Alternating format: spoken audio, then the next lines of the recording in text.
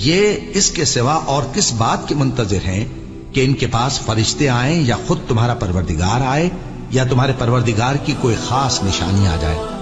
جس روز تمہارے پروردگار کی خاص نشانی آ جائے گی تو جو شخص پہلے ایمان نہیں لایا ہوگا اس وقت اسے ایمان لانا کچھ فائدہ نہیں دے گا، یا جس نے اپنے ایمان کی حالت میں نیک عمل نہیں کیے ہوں گے تو گناہوں سے توبہ کرنا مفید نہ ہوگا۔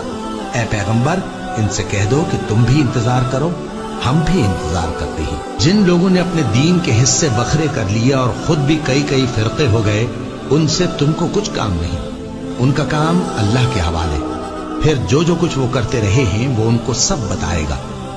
جو کوئی اللہ کے حضور نیکی لے کر آئے گا تو اس کو ویسی 10 نیکیاں ملیں گی، اور جو برائی لائے گا تو اسے سزا اس جیسی ہی ملے گی، اور ان پر ظلم نہیں کیا جائے گا۔